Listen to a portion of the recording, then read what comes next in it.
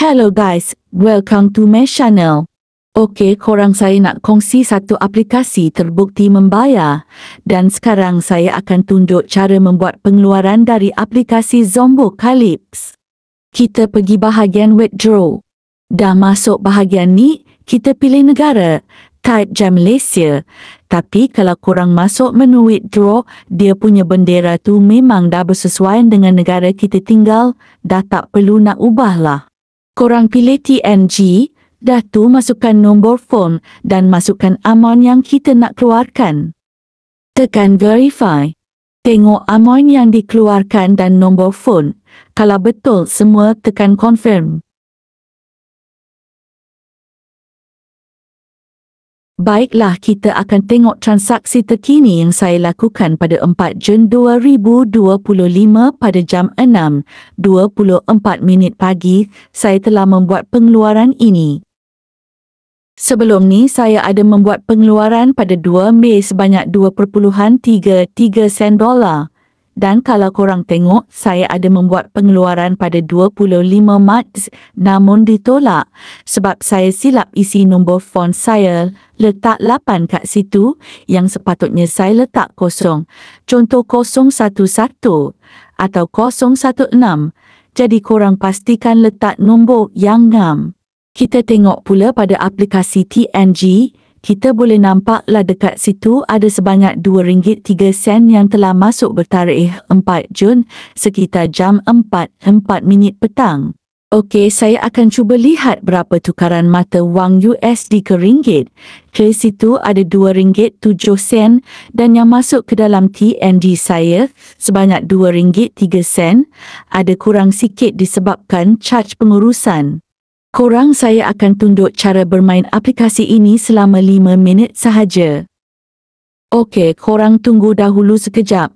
Nanti saya tunjuk berapa hasil saya dapat bermain selama 5 minit. Aplikasi ni dia semakin lama korang aktifkan, semakin banyak yang korang boleh dapat.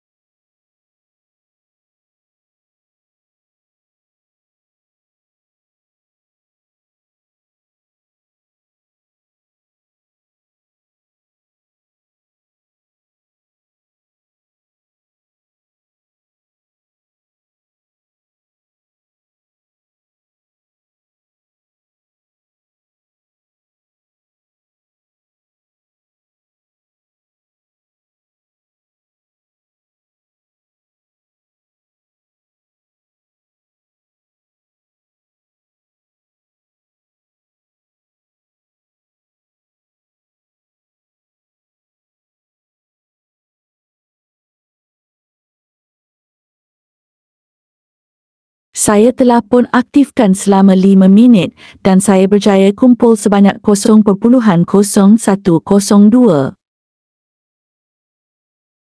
Saya dah ada 1 sen dolar cuma aktifkan aplikasi selama 5 minit. Korang cuba bayangkan kalau aktifkan lama sehingga 4 ke 5 jam, mesti akan dapat hasilkan lagi banyak dolar. Kalau korang berminat nak cuba aplikasi ini, saya ada sediakan link dekat ruang deskripsi video ini.